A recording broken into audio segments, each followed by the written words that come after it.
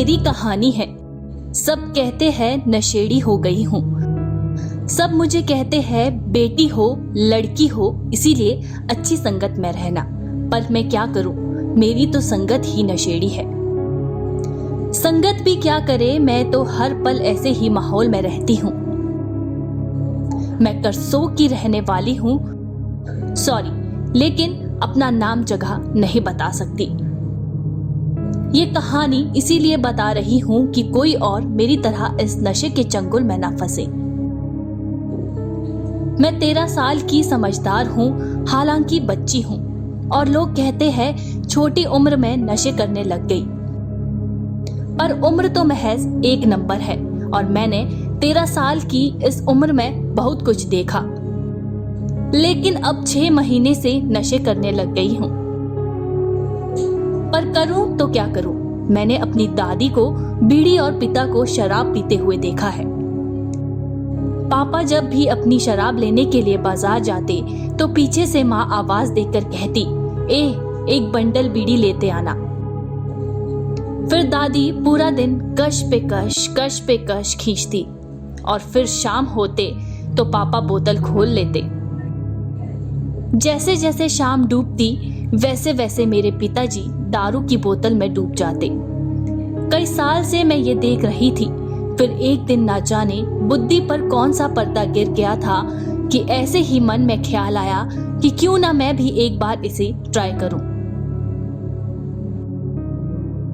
क्योंकि ये जिज्ञासा हो रही थी कि बीड़ी पीने पर कैसा फील होता है, और शराब का पैक पीने के बाद इंसान क्यों बहक जाता है। लेकिन आज मेरी ये जिज्ञासा नशे की लत में बदल चुकी है।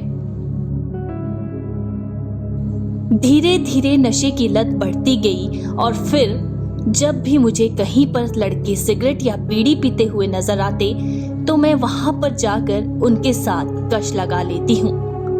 पहले दादी और पापा को नशे करते देखकर बुरा लगता था, लेकिन अब जब खुद करती हूँ तो अच्छा लगता है।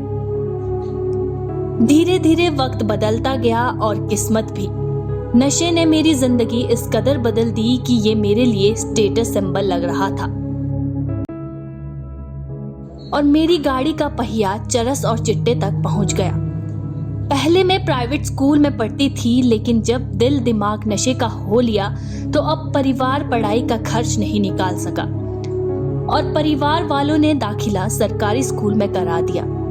घर पर मेरी नशे की लत का पता तब चला जब मेरे स्कूल के प्रधानाचार्य ने मुझे नशा करते हुए देखा। फिर क्या था, गुरुजी ने मुझसे पूछा, अरे ये क्या कर रही थी? क्या तुम नशा कर रही थी? मात्र 13 साल की छोटी सी उम्र में और एक लड़की होकर ऐसे काम कर रही हो, तुम्हें शर्म नहीं आती? ये काम तुमने सीखा कहाँ से? कहाँ से लाई तुम नशा? रुको, तुम्हारे मम्मी पापा को बताता हूँ और पुलिस को भी बुलाता हूँ। तुम रुको जरा। फिर क्या था, हर जगह मेरे चर्चे हो गए और पुलिस पकड़कर अपने साथ ले गई। पुलिस ने मेरे अपनों को बुलाया और काउंसलिंग की, क्योंकि नशा छूट नहीं रहा था और चाहकर भी नहीं छोड़ पा रही थी, और अब मैं पकड़ी गई थी। लिहाजा सबके सामने अपने नशे की लत के बारे में बताया। फिर तो मैंने ये भी बता दिया कि नशा करना इतना अच्छा लगता है कि मैंने कई फोटो और वीडियोस सोशल मीडिया पर भी अपलोड कर दिए, क्योंकि अब ये स्टेटस सिंबल सा लगने लगा था। मेरी सारी पोल खुली तो पुलिस को चैट के जरिए ये भी पता चल गया कि मैं कई नशेड़ियों और स्मगलर्स के कांटेक्ट में हूँ, जिसमें बीड़ी सिगरेट या शराब नहीं बल्कि अब सीधा चिट्टा और चरस के संबंध में कई बातें की गई थी। मेरी काली करतूतों का सब जगह शोर मचा था, तो पुलिस से बयान लेने कई लोग आ रहे थे। इस पर डीएसपी करसोग गीतांजलि ठाकुर ने भी कह दिया, हाँ, ये सच है कि लड़की नशे के चंगुल में पूरी तरह फंस चुकी है, लेकिन इस गर्त से सुरक्षित बाहर निकाला जाए, इसकी कोशिश की जा रही है। डीएसपी ने ये भी कह दिया कि बच्ची और उसके परिजनों की काउंसलिंग हो चुकी है और अब दोबारा से उन्हें काउंसलिंग के लिए बुलाया गया है। लेकिन बच्ची का इस तरह से नशे के जाल में फंसना एक चिंताजनक बात है और पुलिस उसे इससे बाहर निकालने में अपनी तरफ से हर संभव प्रयास कर रही है। चिंता तो है, मेरे लिए भी चिंता की बात है, पर मैं कर क्या सकती हूँ, लत लग गई है और इसका जिम्मेदार मेरा परिवार ही तो है।